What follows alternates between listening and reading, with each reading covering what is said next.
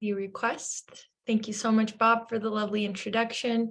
My name is Scylla Avdil. As Bob mentioned, I'm the first ever paid staff member of New Mexico Open Elections.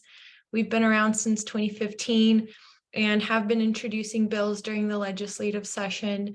Since then, up until this year, none of our bills made it past a second committee, unfortunately.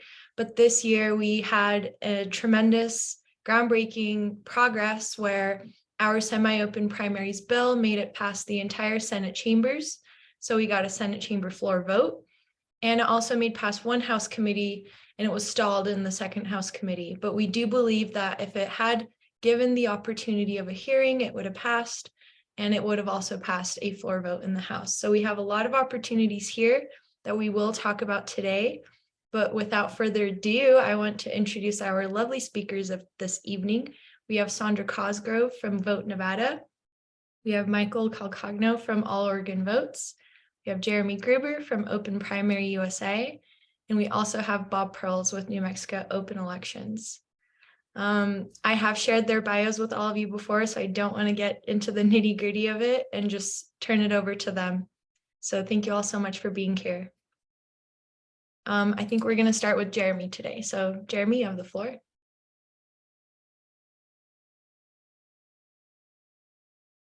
And Jeremy, you're muted.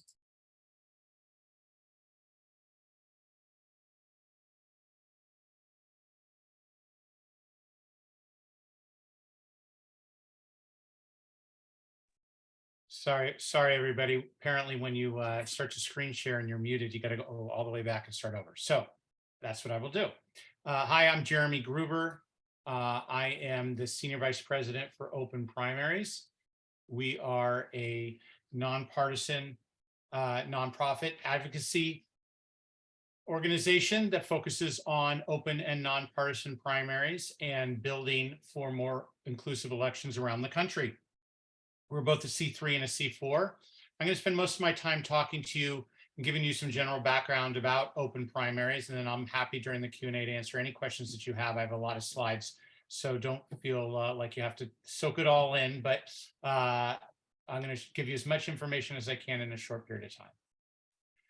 I want to start really quickly with the history of primaries, because I think we operate under a heavy misconception when we talk about what party primaries actually are. A lot of times when we talk about open primaries, we talk about it with respect to, well, we're doing something new, right? We're taking something that was created for the parties and we're changing it to allow for a different type of a system. That's a completely false narrative. I want to take you back to why we created primaries in the first place. In the beginning of the 20th century and before, we didn't have primaries. We only had a general election.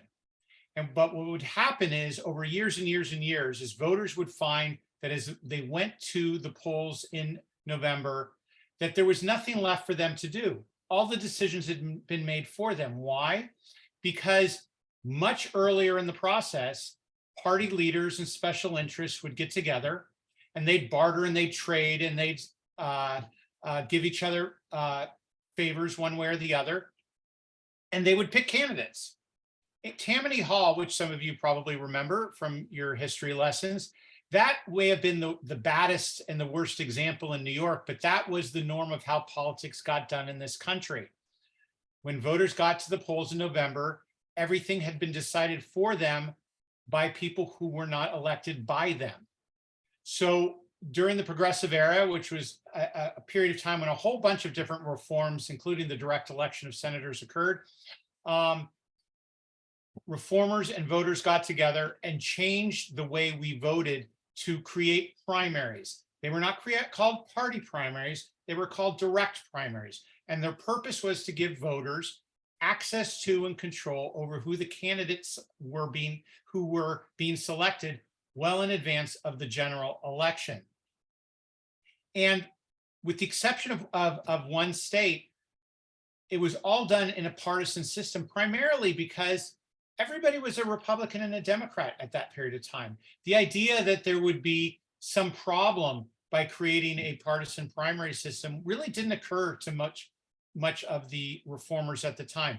But it was a serious reform that brought voters early on into the process, and it was never meant to be a party primary system. In fact, parties fought primaries for 50 years. They didn't become commonplace till the 1960s.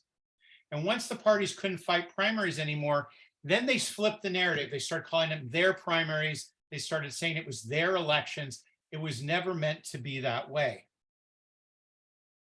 I want to give you a little bit of background on the current state of primaries in this country and how different states are dealing with the issue of primaries, open, closed, or otherwise. 38 states have some form of an open primary right now. So New Mexico is one of 12 states that has a closed primary. So 38 states have some form of an open primary that allow independents and possibly others, depending on the state, to participate in the primary system. 20 states, primarily in the South and upper Midwest, have combined an open primary with nonpartisan voter registration.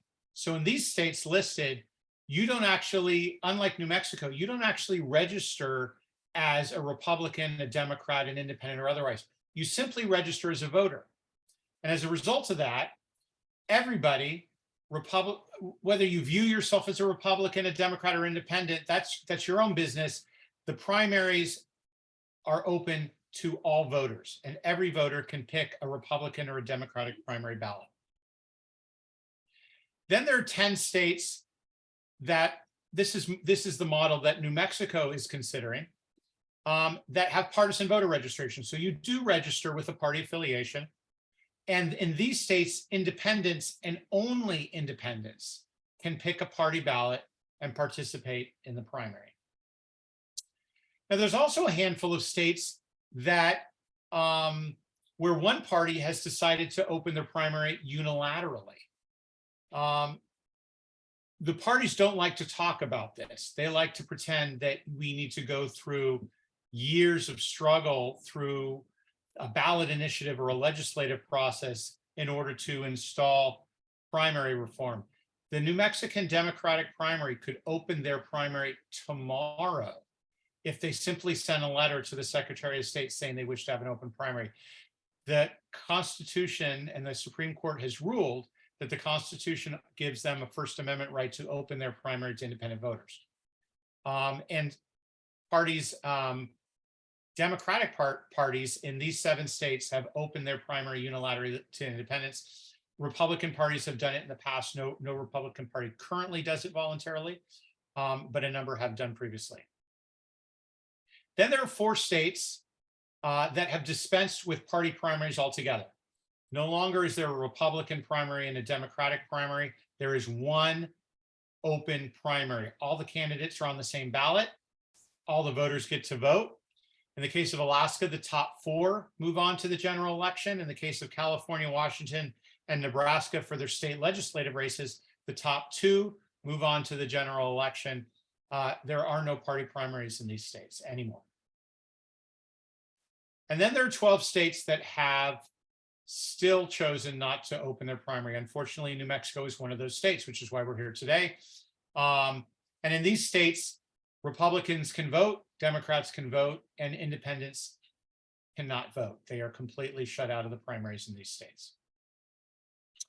It's important to remember that open primaries at certain levels are the norm, even in New Mexico. So while the state primary elections are closed in New Mexico, municipal elections are open in New Mexico and in every state. 85% of municipal elections around the country are open to everybody in the primary.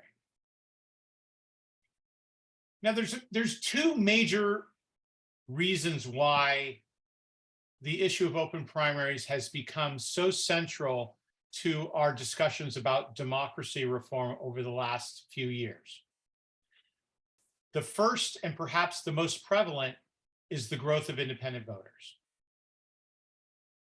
Just a few decades ago, almost everybody was a Republican or a Democrat. There was almost no independent voters. Today, independent voters, 50% of the country identify as independent. Depending upon the state, independent voters now registered are often the largest or second largest group of voters in the state. So states like Alaska, for example, 66% registered independent. Um, States like Massachusetts, 55% registered independent. They're the largest group of voters in Nevada, which is also looking at open primaries legislation or ballot initiative. So independent voters are changing the dynamics of how voters and policymakers think about the primaries. They're putting a huge amount of stress on an election system that is shutting them out. And of course, in New Mexico, there's 325,000 independent voters, a significant portion of, I believe it's a quarter of the population of New Mexico are shut out. Think about that. A quarter of the population shut out from the most meaningful elections in the state. And I say the most meaningful because that gets us to this another reason I'm going to get to in a moment. Who are independent voters? Well, independent voters are all of us. They're a cross section of America, but there are a few groups stand out. First and foremost are our young people. Over 50% of millennial and Gen Z voters are independent voters, over 50%. They're now the largest group of voters by far in the country, having surpassed baby boomers just a few years ago. Veterans, half of veterans are independent voters. Why? Because veterans, as Rocky Bleier, this is the great Rocky Bleier, the four-time Super Bowl champion, Steeler and Purple Heart recipient. Actually, I just testified with him today in Pennsylvania, so I can tell you what he said. He said, look, we went and fought for our country. We didn't fight for the red team or the blue team. We fought for the red, white, and blue team. And many veterans don't have a party affiliation. They are shut out in closed primaries. Many, many people of color, growing numbers of people of color are shut out, particularly Asian American and Latino voters, which have very high percentages of independent registration, are shut out in closed primaries. And here's the second reason why there's been such a strain on the primary system. Because the general election system in our country is failing, and it's failing big time. We have this notion when we think about our civics, when we were taught in civics class growing up, and then when we listen to the media and we hear about these close races in states around the country, we think that is representative of how all races are in all jurisdictions in this country. Actually, it's quite the opposite. Most races, elections in this country are highly uncompetitive. So I want to show you what this looks like right here in New Mexico. So these are the numbers for the general election races during the 2022, just the last 2022 election. So look at these numbers. Uncontested elections for state senate, almost a quarter of the elections, and for state house, almost a half. So that means in those races, there was only one person on the ballot. No choices whatsoever. And look how few races are competitive. 12% in the state senate, 13% in the state house. These numbers tell the story of why primaries matter, because the general election has become so competitive. All the meaningful choices, all the real decision making is happening in the primaries, which is why when you leave one of the fastest growing group of voters out, it has a significant effect on our democracy. So why open primaries? Well, look, when you start to restrict the pool of voters that a politician has to run to in the primary, and then you couple that with a general election that is uncompetitive, you create a system where those candidates and then those elected officials only have to be accountable to the small group of partisans that vote in the primary. So if you're in New Mexico, particularly in the the Democratic Party, the New Mexican Democratic Party, that's the election that matters in many, many districts. And if you're an independent, you're completely shut out. And who are independents? Many of the young voters and independent voters in New Mexico, along with veterans, voter participation goes down. Every state that has an open primary sees more and more increases in voter participation, which I'll get to in a second. Open primaries enfranchise independent voters, they increase participation, they encourage candidates to appeal to the broader electorate and therefore actually represent their constituents. They reward candidates that seek solutions over the sort of the partisanship that you tend to see, where you see these candidates come up where when they're only accountable to the partisan few, they throw red meat to score cheap political points, because that's what they have to do in order to win elections. And then finally, and most importantly, I think, it ends the taxpayer funding of private elections. We pay for the primaries, all of us. Millions of dollars. Every state spends millions of dollars every primary election season on the primaries. They're held in public buildings. They are run by public workers. They're administered by the Secretary of State.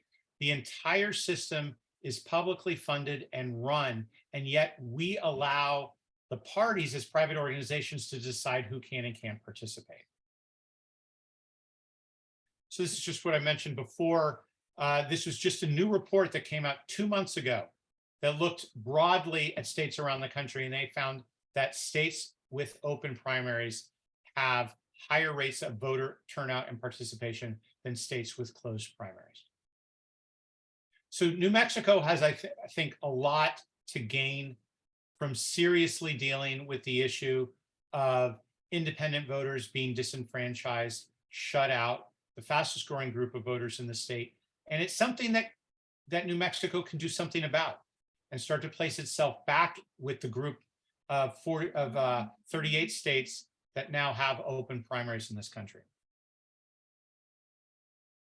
And I will cede the rest of my time to the other speakers. Thank you.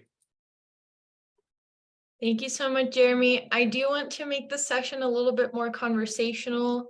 And we do have some questions directly about your presentation, Jeremy. So if everyone wouldn't mind, I'm gonna call on some people. I see Enrique has a question and I see Jay has a few questions. Jay, do you want to go first and unmute and maybe ask your question? Yeah, sure. You guys can hear me, right? Okay. So I had the first question I had. I guess I'll ask this one first. What model would you say is the most viable? It's like when you're referring to like the nonpartisan registration and nonpartisan primaries, as well as the other models.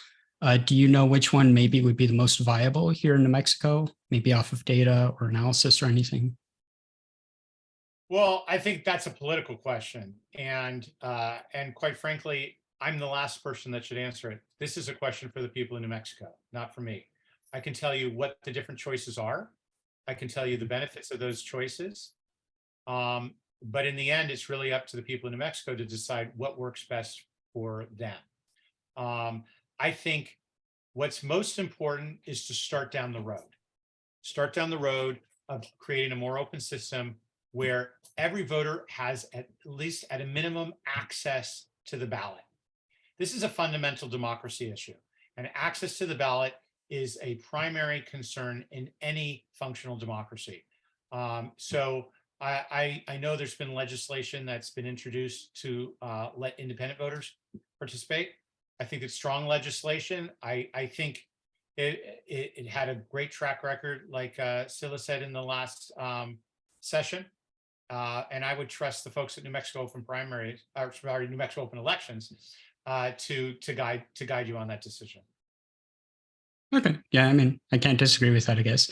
And then I guess kind of following that up, would a ballot option be viable in New Mexico? I'm not particularly versed in the referendum process, so I don't know if this is something that we do a referendum vote on. But I was just wondering if that was if we could potentially go for a ballot option, would that be more viable, I feel, than waiting for the legislature to bring it forward? Well, perhaps Bob or Scylla, you want to take this. My understanding is that New Mexico does not have an initiative process that's applicable. And so for an open primary to become law in the state of New Mexico, it would have to go through the legislature. It could also be a constitutional amendment, but the amendment would still need to pass the legislature. Then the people would be allowed to vote on it as on the referendum on the next election cycle.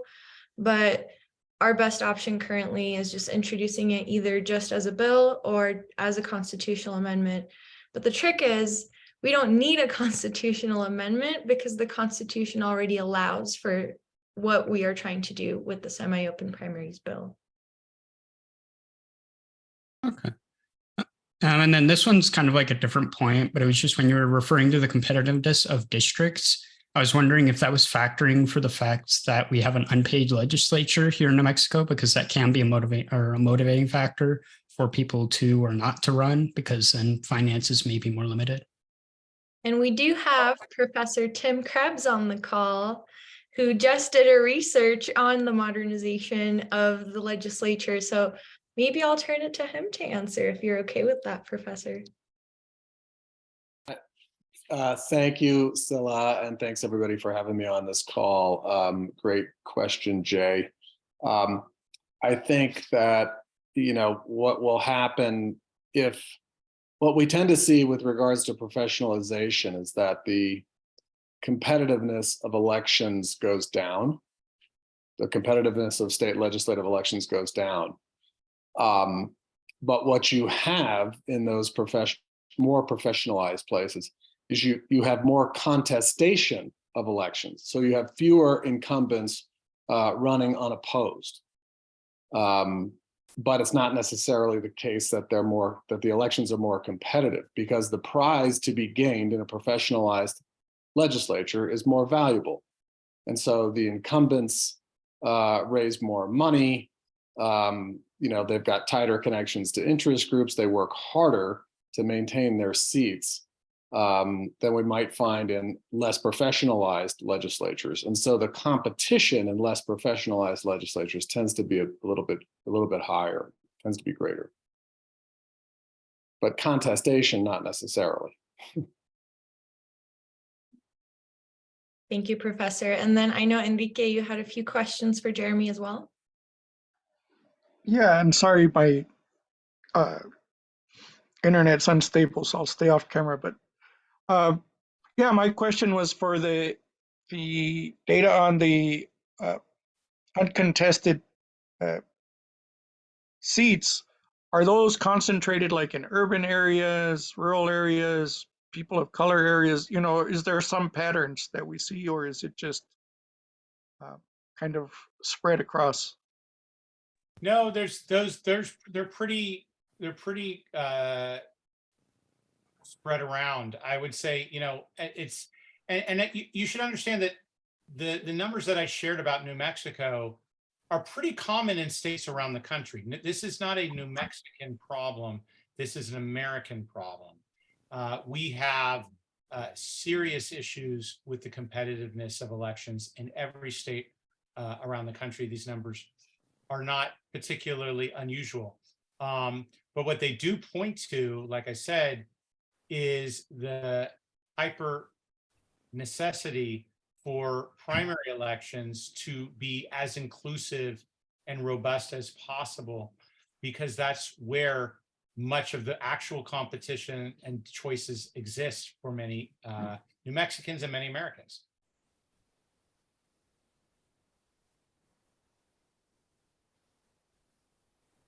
Awesome. Well, with that, I will turn it over to Michael to talk about Oregon and open primaries, and I think automatic voter registration as well, right?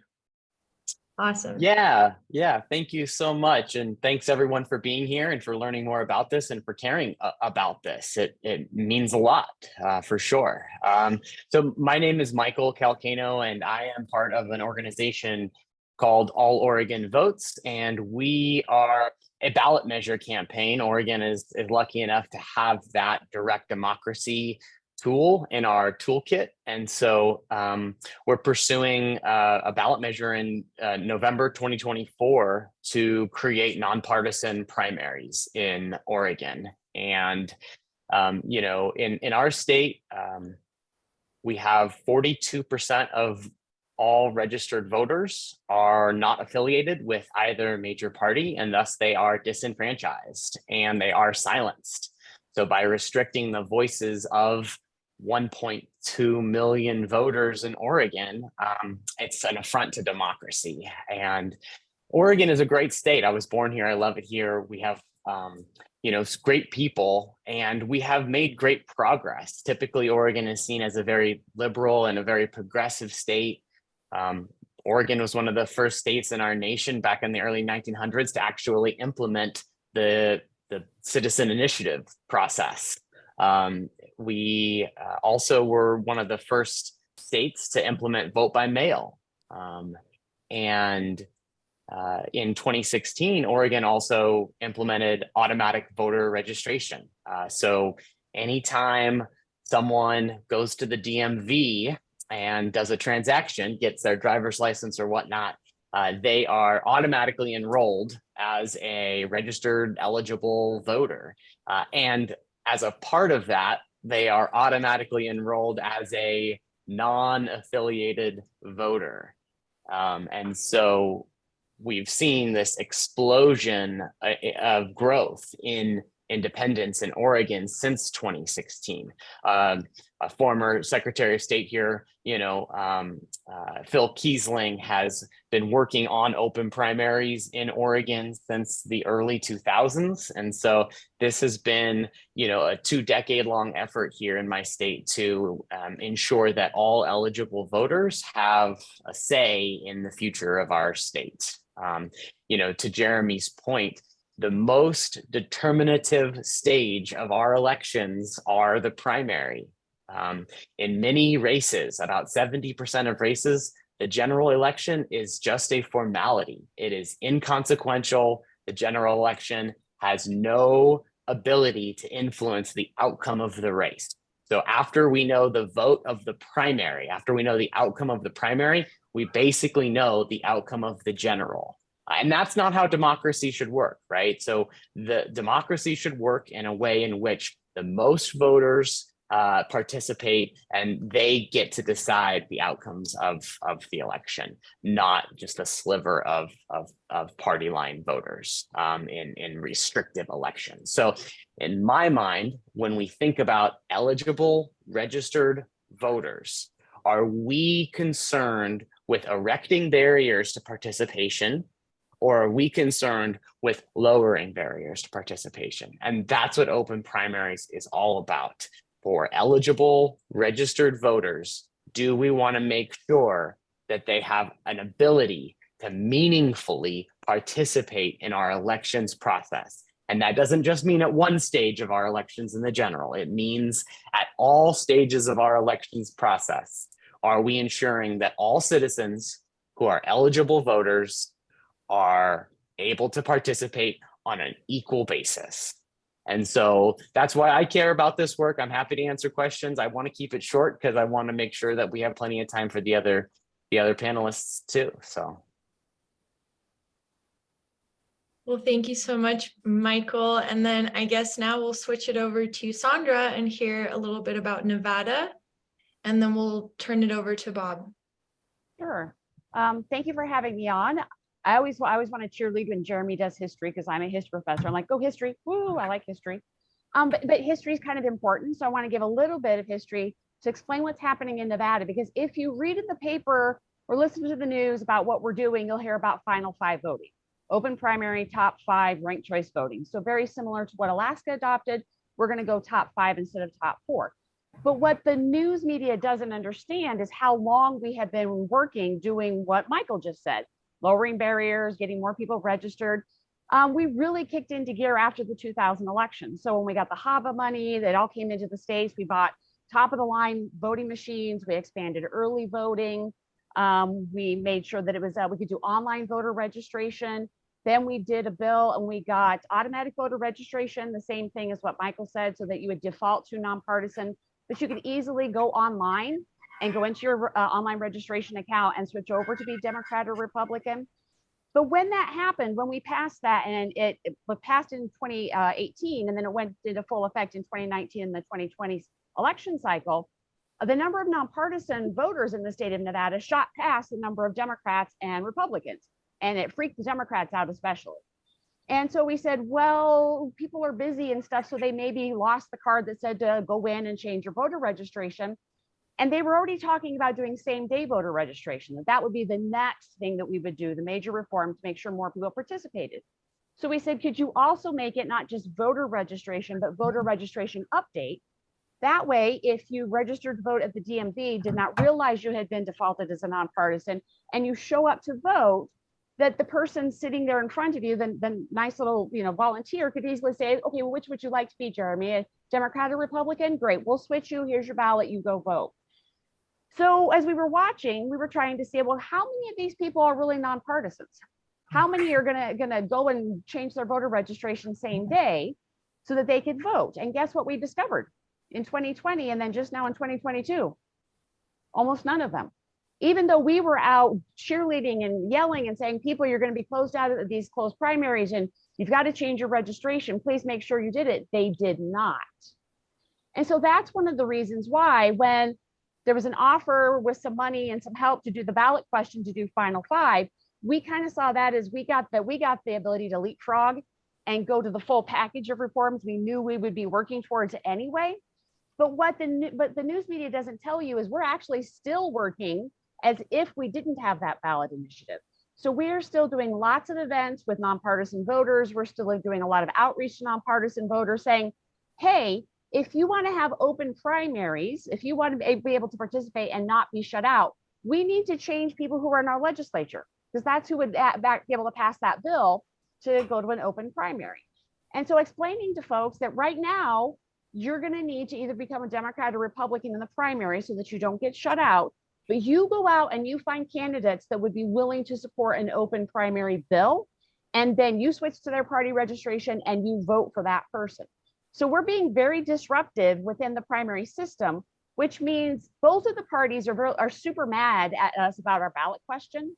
And that's sometimes reporters are like, this must be the right thing to do because everybody hates you. But what they're trying to do is they're trying to say, no, we're going to shut you down so that so the status quo will stay. And we're like, you know what? You can shut us down. We're still going to disrupt everything, because we're going to organize all of these nonpartisans, which are the largest voting bloc in the state, to start replacing you in the state legislature.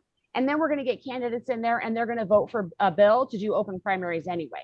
So either way, it's going to happen. But the news media oftentimes doesn't talk about what we're doing that way, that we are still out trying to make sure that there's maybe a backstop of a legislative solution, just in case we get sued or, whatever happens and our ballot question fails. We don't think that it is, because the nonpartisans are voting for our ballot question, but we're still acting and organizing as if they would have the ability to stop it, and we would need to have a legislative solution.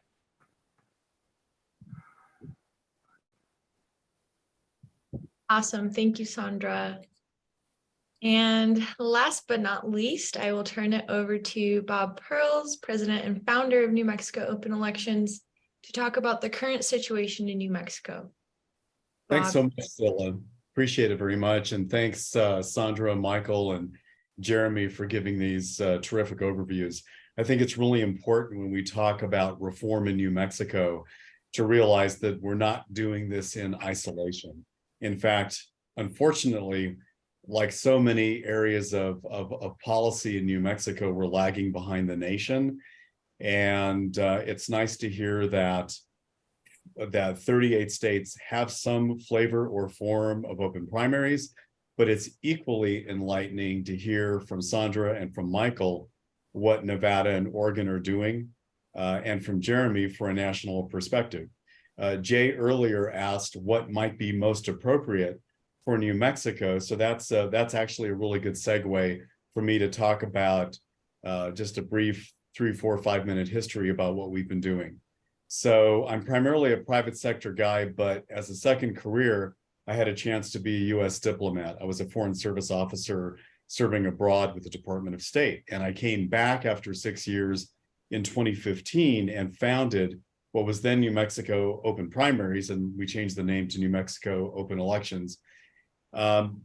Because I had spent, in essence, 6 years talking about how America is the beacon of democracy globally. And in many ways, we still are. But living abroad gives you a good perspective of what our weaknesses are. Yes, I think we're still the greatest nation on earth, but are we the representative democracy that we perhaps once were or think we should be? And the answer really is no, because there's a very small sliver of voters making most of the key decisions. And as the speakers have already mentioned, so many of the decisions are made in the primaries. And we could get into a long conversation about gerrymandering and stacked districts and uncompetitive districts and the influence of money. But there's a lot of good political science research that I think Professor Krebs would hopefully confirm, that the closed primary environment is one of the greatest contributors to non-competitive elections, which lead to hyperpartisanship and the hyperpolarization that we're seeing in Washington, D.C. and many state capitals. So how do we undo that? How do we create an environment that incentivizes candidates and incumbents to talk to all voters all the time? So there's a continuum of reform that New Mexico open elections has engaged in since 2015. Semi-open primaries is a term that Scylla used and others have used, that simply allows independents, or what we call in New Mexico decline to state, voters to vote in a partisan primary of their choosing. It does not allow Republicans to vote in a Democrat primary, doesn't allow Democrats to vote in a Republican primary. It allows decline to state voters and perhaps minor party voters, depending on how the bill's drafted, to walk in on primary election day and choose a single ballot, not multiple ballots, but a single ballot. And we saw Colorado most recently pass this in the region, and they've gone through a couple of election cycles, and they had 500,000 new voters vote, which is huge because they, like us, had 25 to 30% of all registered voters registered as independents, and they got to vote for the first time a couple of election cycles ago. And even though it may not seem like it's groundbreaking to have partisan primaries with independent voters voting for the first time, it's actually, as Jeremy said, an important first step, because it affirms what the New Mexico Constitution says, that all qualified electors shall vote in all public elections. And we can prove that a primary is a public election because it is publicly funded by taxpayer dollars. If it were a private election, like many of the partisans argue, then the parties would be paying for it. And if the parties want them closed, then they should be paying for the election. In fact, it probably violates what's called the anti-donation clause in New Mexico to have public dollars going to benefit private organizations, which is happening right now. So we all believe, those of us in this democracy reform movement, that the first step has to be allowing independents to vote, both for sort of a human rights and voting rights, for voting rights reasons, to get them engaged and able to vote for the first time, but also so that legislators, since we don't have citizen initiative, so legislators can see that the sky's not going to fall in. That 38 states already do this. Pretty soon, 42 or 43 states will. It doesn't fundamentally change dynamics of many races, but what it does do is it forces Democrat and Republican candidates to reach out to independents, hear those 25% voices, and probably moderate their views a bit, listen to a broader cross-section of New Mexicans, and when they are elected, hopefully represent more New Mexicans, not fewer New Mexicans. Now, is that the end point for what we want to accomplish? No, it's not. We've also introduced a bill, and in fact, Senator Bill Tallman, who's on our board, has joined us. Thanks, Senator Tallman, for being here today. Senator Tallman carried the bill for us that is what's called Final Five, which Sandra referred to, and it's similar to the Alaska model, where primaries are nonpartisan. They're not controlled by the parties. All candidates run together. All voters get to vote in that unified primary election. And then a certain number of candidates, whether they're Democrats, Republicans, Independents, Greens, Libertarians, advance to the general. In Alaska, it's the top four. As Jeremy said, in Nebraska, California, Washington, it's top two. We introduced a bill that would allow the top 5 vote getters to advance. We think that's a good solution. we'd be fine with the top 2. We'd be fine with the top 4. But there's some research to indicate 5 might be the right number. The other approach that the Board of New Mexico Open Elections really likes is non-partisan voter registration. Jeremy showed you a slide that I believe either 10 or maybe it's 13 states have nonpartisan voter registration. I like to use the example of registering, being a registered driver. You don't register to drive. You don't get a driver's license and have on your license that you have a Ford pickup truck or a Subaru or a Prius. You are a registered driver, just like you should be a registered voter. It's nobody's business what direction you lean, whether you lean Republican, Democrat, or like 50% of Americans lean as an independent. You should be able to register to vote, show up on primary election day, and ask for a major party ballot if there are partisan primaries. In my mind, just speaking for myself, I don't think there should be partisan primaries. I think, much like municipal elections, there should simply be elections. There should be first round elections, and then hopefully perhaps using ranked choice voting as Alaska does in the general election. And we had a previous webinar session last month on ranked choice voting, and we won't get into that right now unless there are specific questions. So those are kind of the several flavors of reform that we're focusing on in New Mexico. We think that to start down the path of primary reform, that we need to take a baby step. And that baby step is simply to allow independents to vote in partisan elections. Now, let me say one last thing before we open this up, and that is I want to explain how we can introduce a bill in the upcoming short session. For those of you from out of state, New Mexico is rather unique. We are the last state to have a volunteer, part-time, unpaid legislature. And we're one of the few states that has only a 30-day session 1 year and a 60-day session the next year. And I'm a former state representative. I don't think I mentioned that. So I served a couple of terms in the House, ran for Congress unsuccessfully. I have run for 5 or 6 different races, both successfully and unsuccessfully. So I understand the dynamics of elections. You know, it's important that, God, I lost track of where I was going on that. I've got so many things floating around in my head. Scylla's snickering. Scylla, help me out. Where was I headed with this comment? What did you begin with? You actually said you're going to show how you can introduce the bill in the short session. Oh, yeah, right. Sorry. So in the short session, we are prescribed by what can be introduced. It has to be related to finances. In other words, it has to be related to taxes or appropriations.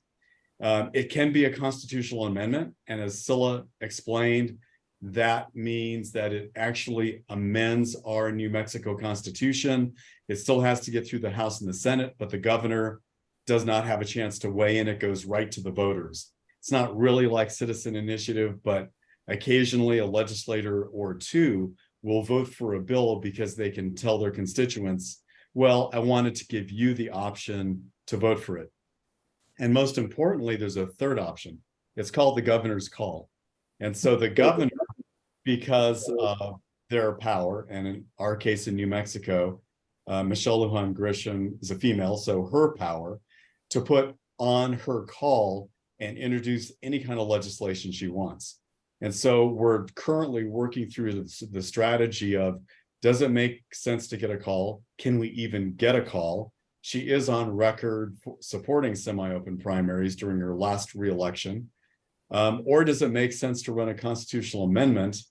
And I'd be curious to hear what Professor Krebs thinks about that, because then the guarantee would be embedded in the Constitution. And it's really not any more complex than running a standard statute. So that's kind of the summary of where we are in New Mexico, and I'm happy to take further questions on that. Awesome. Thank you, Bob. We do already have amazing questions in the chat. I'm going to read over some of them, and then I'll turn it to the participants who did ask these questions.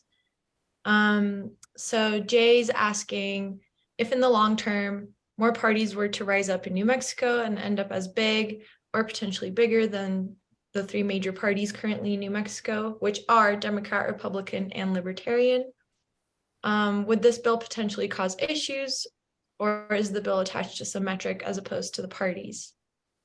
And that's open to anybody who would like to answer. Well, let me jump in first as a almost native New Mexican. I moved here when I was 4. Personally, I don't know that more parties is the answer. And New Mexico is rather complex in terms of defining whether you have a minor party. If it's minor, is it a qualified party? If it's a qualified party, you can run a primary, or you might choose to have a convention rather than a primary. If a candidate hits a 5% threshold in the last gubernatorial election, then the party can become a major party. And like the Greens were in this state at times, for example, back when Roberto Mondragon ran and Gary Johnson pulled the Libertarian Party up to the level of major party. So if a party's a major party, then their primary would also be open under a semi-open primary system. So that's a rather long-winded way to say, I'm not sure that new parties change the dynamics. I think the bigger issue is making sure that all voters can vote all the time without joining any parties. Well, also, I would just add to what Bob said, that I think you have to appreciate that, a lot of times, and we do this as reformers, we talk about this duopoly, right? The Republicans and the Democrats. We don't actually have a duopoly. A duopoly implies you have two parties, right? That's not the case for 90% of Americans. 90% of Americans live in a one-party state, period. We're one part, I believe the current number is 75% of states, one party has a trifecta of government currently, meaning they control both houses of the legislature as well as the governor's mansion. So if you're a voter in the vast majority of states, you don't have, this is why we don't have, part of the reason why we don't have competition. We have one-party states. Now, we have two parties in our country, but they've carved up the country, or we've let them carve up the country. It's a chicken or the egg thing, and I'm not sure which came first, but the point is that most people live in a state where one party dominates and their primary is the decisive election for the state, period. Just as an example, I live in New York City. I'm an independent voter. We have 7-to-1 Democrat registration in our city. We have 1 million independent voters in our city. We're more independent voters in New York City by far than Republicans. But the only election that matters is the Democratic primary, period. In November, there's almost no competitive seats anywhere to be found. And that's the case for most Americans. And that's why the primaries are so critical. I would love there to be more competition in the general. I love there to be more parties, more opportunities, more choices. That's not in the future, or at least the foreseeable future, for anyone. What we have before us is a failing political system that shuts out a lot of voters, a growing number of voters, in many cases, the largest group of voters in the state, and allows a single party to monopolize the election that matters. And that's what we're trying to change. Thank you both. And I think another question from Enrique is probably tailored towards Jeremy. He asks, how do parties work when you don't register with a party? That's a good question. So 20 states combine, well, technically it's 19, because actually in North Dakota, you don't even have voter registration. You just vote. It's very old school. But in 19 states, they combine nonpartisan voter registration with an open primary. So in those states, you register with the state as a voter. Your partisan affiliation, how you view yourself, is entirely your own.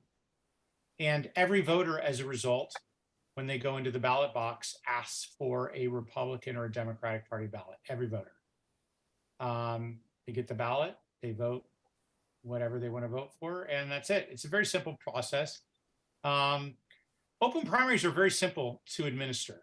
They're not complicated. They don't require new machines. They don't require new types of counting. They don't require particularly new types of training for poll workers. It's a very simple process. It's all about what we've been doing as a country from the very beginning, which is expanding the franchise, right?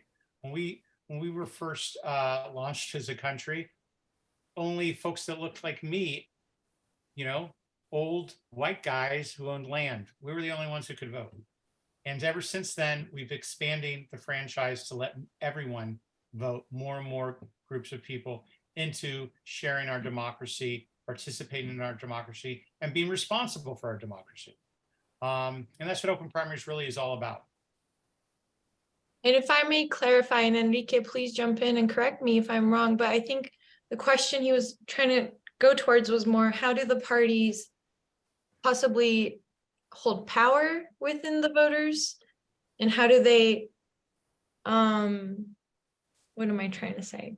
How do they still have influence? Yes, how do they still have influence? But Enrique, please correct me if I'm wrong.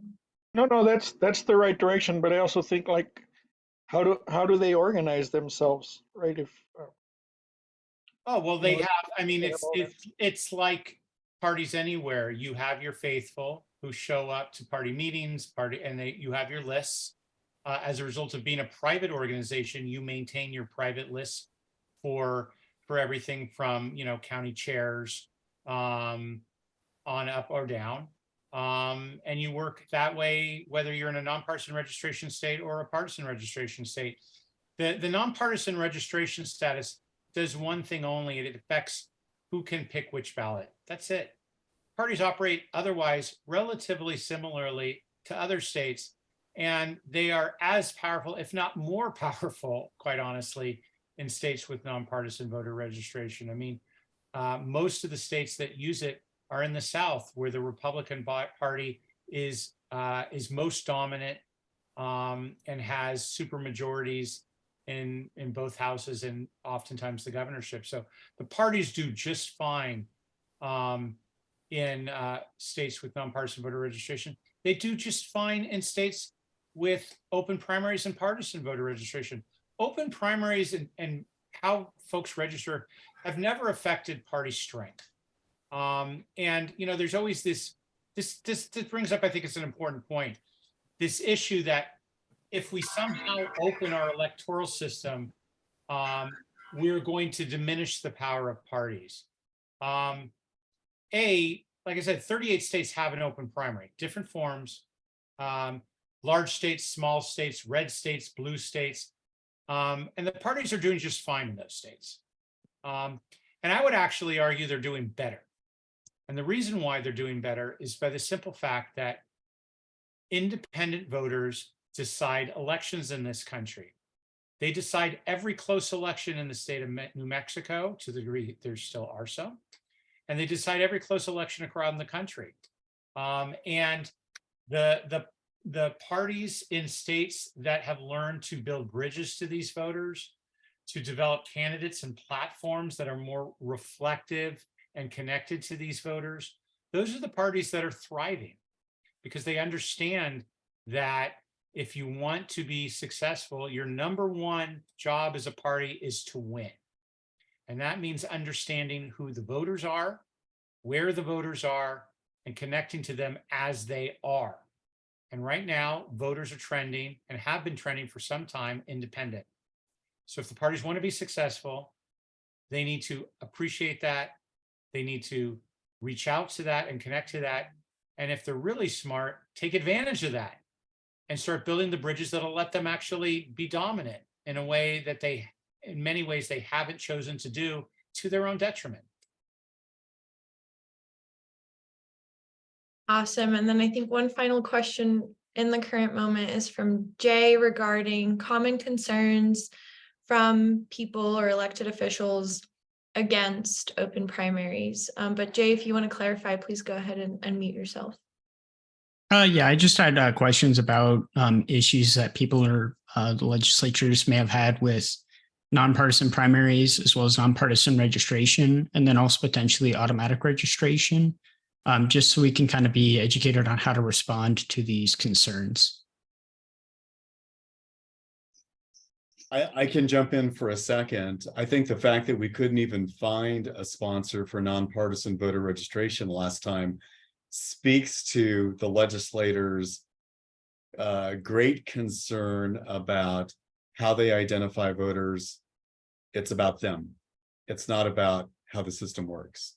It's about having to spend more money reaching out to more people. We hear that all the time, even just for semi-open primaries. I'm shocked by that argument, but it's a consistent argument. Oh, we'll have to raise more money, spend more money, communicate with more people. You know, we like just knowing that we have to communicate just to the Democrats if they're Democrat, or just to the Republicans if they're Republican. Nonpartisan primaries also seems like a very radical idea to most of the legislators right now. Again, because Senator Bill Tallman's on the board and knows these issues, he was willing to introduce the nonpartisan primary bill. We've never moved that bill through more than one committee. I mean, we've never moved it through any committee, and it's had some good discussion and some good dialogue. And the advice we got from Jeremy and other national advocates is we've got to take the first step, the baby step, the semi-open primary step. And so, Jay, I noticed one of your questions was, you know, how do you best advocate for these alternatives? We had some advocates and some very engaged volunteers who were not crazy about semi-open primaries. I mean, there are arguments to be made that all we're doing is funneling independent-minded people into a corrupt, bifurcated partisan system.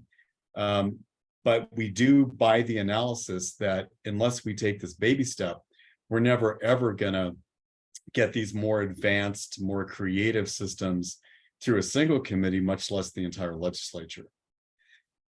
And I'm curious, since we've got Sandra and Michael on the line, you know, why don't we start with Michael? What are your thoughts about that idea, about a baby step with semi-open primaries versus a larger step to nonpartisan voter registration or nonpartisan primaries? And then Sandra, maybe comment on the same. Yeah, sure. You know, we've made the choice in Oregon to not take that baby step, but to go for the gold standard, which is the nonpartisan primary. I think if you want to look at what the different forms of open primaries do to voter turnout, and if your key interest is driving up voter turnout, then I think that you need to understand and appreciate the fact that top 2 and top 4 systems drive voter turnouts much higher than do the semi-open system. But I fully respect the route that you're taking. Clearly, you have to work with the establishment in the legislature, and they are more likely to take a baby step than they are to, you know, go whole hog. And so in Oregon, we can't even get state lawmakers to talk to us about doing semi-open systems, right? So the establishment grip in Oregon is so firm that even though we've explored the legislative route, there is very little possibility that we will see legislative movement on either the semi-open or the full nonpartisan primary solution. And so our only option then is to go the ballot measure route. And if we are going to go the ballot measure route, then we've decided that the nonpartisan primary is the best solution for us. So Good answer. Thank you, Sandra. Right. So this is what I was saying before. We're actually doing what you just said. We're organizing the nonpartisans. We looked at top of the ticket races this last time for US Senate, governor. It only would take 21,000 extra voters to jump into a race to flip those elections. And we have way more nonpartisan voters that are not participating than that number. And so we're wanting to say, because we're up against a pretty tough political machine here, you may legally be able to shut down our ballot question. And we don't have the muscle to do that. But we can get 22,000 nonpartisans who are not voting now to flood in and go into that general election and completely disrupt the status quo that you were just describing. that all those calculations they have. We've determined it takes 21,000 voters to show up to completely disrupt their model. And so we're following up saying, no, we're going to be organizing those nonpartisans. You can shut us down in one way. We're going to come right in behind you and flood the general election with all these nonpartisan voters. And I do want to jump in really quick, just to clarify within New Mexico, one of the most common concerns I hear from legislators is, how will I keep my seat? If there are more voters who we don't know how they lean, how will I keep my seat? And what I like to remind them is that New Mexico actually has the least competitive districts in the entire country. So there's nobody running against you anyways. When we go to vote, I either see one person on my ballot or maybe two people on my ballot, and they're basically the same person. So we don't really have an option regardless.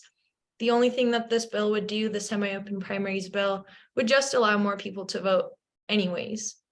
And I think one of the biggest problems in New Mexico is public outreach and education of the legislators is we can barely explain to them that semi-open primaries doesn't allow cross major party voting. And so it's very challenging to explain nonpartisan voter registration or nonpartisan primaries when they don't even comprehend like the full grasp of just semi-open primaries. So it's been kind of difficult to reach out to these legislators because we do rely on them because we don't have ballot initiative. But I think this year and last year and next year, we'll have a better chance as we keep pushing, as we keep hosting more webinars like this, where senators like Senator Bill Tallman are joining. And of course, he's on our board, so he already knows what we're talking about, but more senators and more House representatives to join these calls to gain this education, to be more educated so that they can make better choices during the session. So let me jump in just for a sec to answer, and then we'll call on Professor Krebs, just to answer a piece of what we're doing and how we're bringing open primaries and ranked choice voting to this upcoming session more effectively, is that we actually have the bandwidth and manpower of paid staff and volunteers being organized to have an interim strategy. We're working with the Secretary of State and others to get in front of interim committees formally to talk in a comprehensive manner about election reform instead of just dropping in bills. We really haven't had the manpower to do that. So having an interim strategy so that we show up in January fully prepared, fully knowing where the votes are, where the minefields are, I think will help us a great deal. Professor Krebs?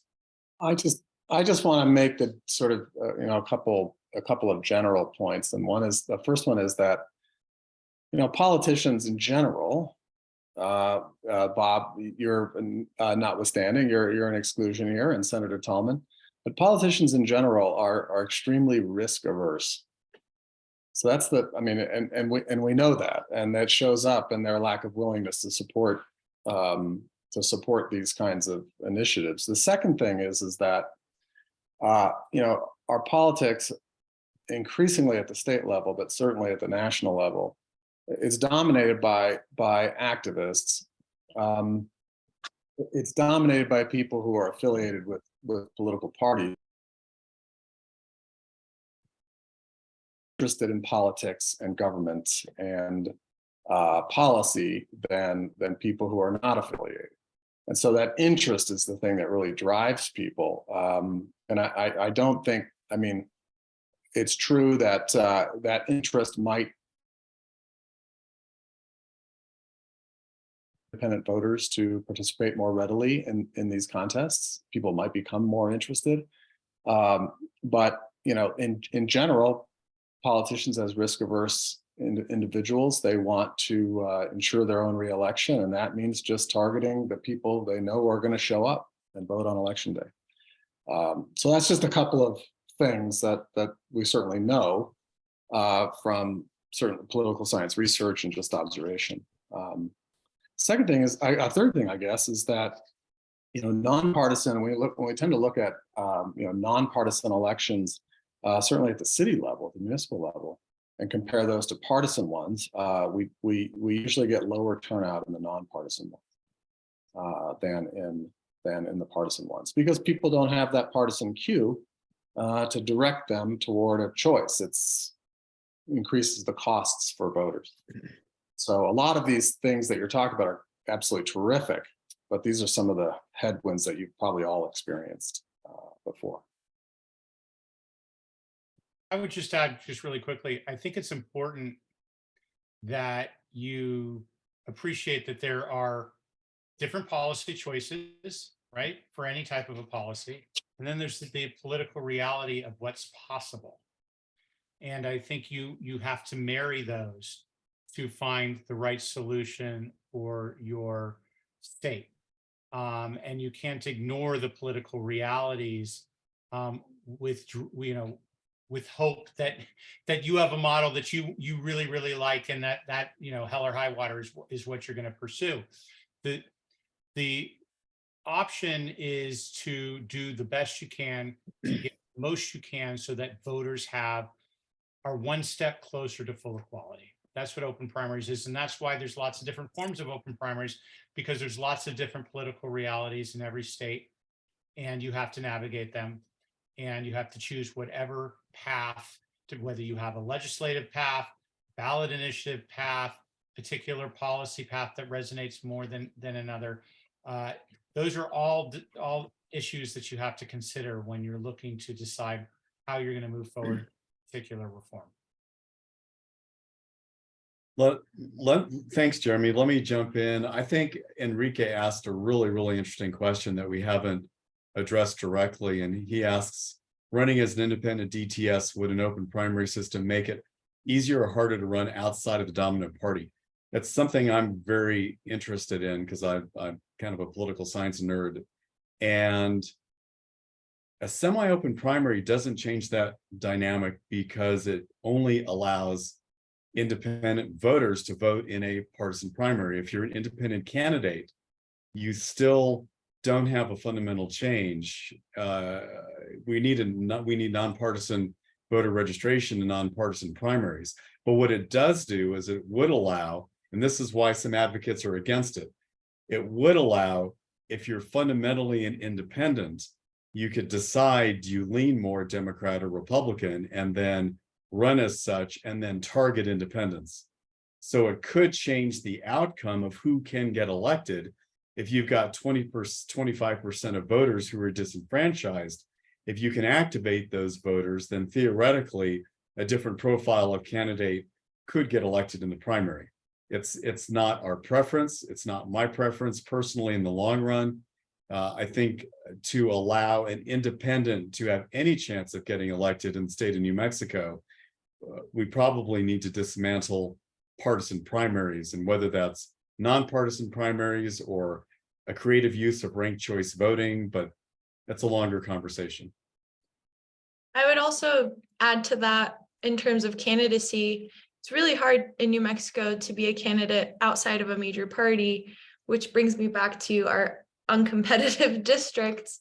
Is if you are an independent candidate for any given seat, sometimes you have to collect 5 to 10 times more signatures than major party candidates.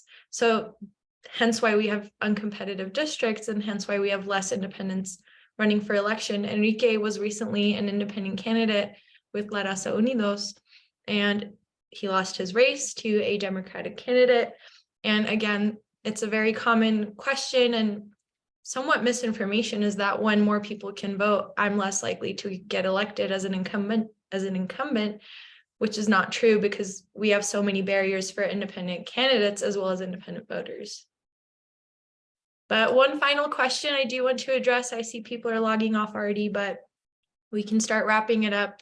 One of my favorite questions is what can we do before the legislative session to promote open primaries, ranked choice voting, etc.? And it's from Enrique. Jeremy, maybe? Well, I mean, you want to make sure that when candidates are out running for election, that every time they're talking to a constituent, that constituent says to them, did you know that I support open primaries? I mean, that's huge, because they start to do polling, they do door knocking, they start to tally up what they're hearing. if you've got allies and supporters, just make sure you let them know every time you talk to a candidate, bring it up. I would add, independent voters in the state of New Mexico and around the country have to organize better. You know, the parties have such clear advantage, and this is why independent voters have been second-class citizens for so long, is because the parties have all the mechanisms to organize their voters in certain ways, and independent voters have no access to any type of support or mechanisms to allow that to happen. And that's a built-in advantage for the parties that has always gave them, you know, so much sway over on keeping power over independence. But look, it doesn't have to be a lot. And I think New Mexican open elections can play a big role in helping bring independents together more publicly, more public displays of solidarity and support for open primaries in the run up to the next legislative session. If we could get just 10 independent voters to do a day of action, even more than once, it would have an incredible impact. Right now, I think the hardest challenge to getting open primaries passed in New Mexico, and quite frankly, in a lot of states, is that the partisans believe that independent voters are disorganized, that they'll never get their act together, and that as long as they just keep pushing the ball down the court, they'll be able to, you know, they'll still show up in November, they'll still do what they do, and they're not going to hold it against the parties that they are disenfranchised. Well, it's time for independent voters to say enough is enough and to get organized, to let your legislator know what you think, and to take more and more public days of action to show that independent voters, a quarter of the population in New Mexico, have something to say.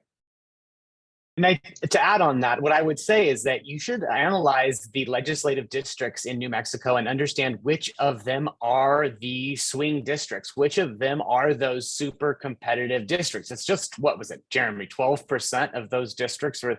So we know that independent voters swing races. They can swing them to the Republican or to the Democrat in those battleground places. And I think it would really behoove the folks in New Mexico, right, to identify which lawmakers are in those swing districts and try and organize independent voters in those districts, those independent voters, and have them talk to those vulnerable lawmakers who need to win every single swing vote, and let them know that you are planning to maybe perhaps influence the outcome of the election by providing an endorsement or, you know, support for the candidate who steps forward with support of your legislation versus not.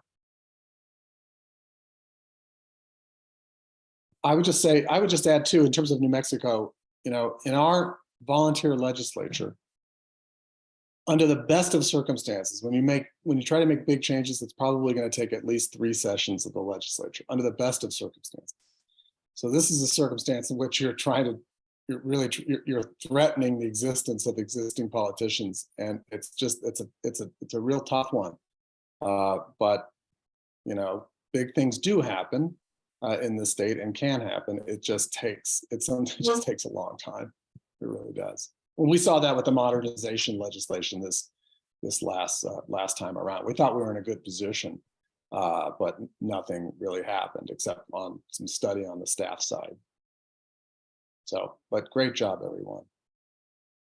Thank you, Professor Krebs. And also shout out to everybody for being here this late. Our next session will be in July. It will be about modernization, and Professor Krebs will be one of our speakers for that session. I think if we don't have any final questions or notes, maybe from our speakers, a few final words for everybody here today. Never give up. The other side is going to assume you will give up. Don't give up. Say again, make yourself heard. I think the hardest thing, and I saw this during the last session, is that legislators still don't appreciate how important the issue of primary reform is to the people in New Mexico. They need to understand how important it is. I guess I'll just throw out that we are transpartisan as a group, but we're becoming the de facto organizer for independence because there's nobody else out there. And ideally, there'd be an independent group focused specifically on organizing independence. We do have a 501c4, and perhaps that's something that the C4 might do in the future. And as you can see, build coalitions with people in other states. There's no reason to reinvent the wheel when somebody else is already doing it just fine. Awesome. Well, thank you all once again, and I hope everybody has a lovely evening, rest of your afternoon, wherever you're logging in from. And we will send a recording after the session. So thank you all for being here. Thanks, Ola. Thank you.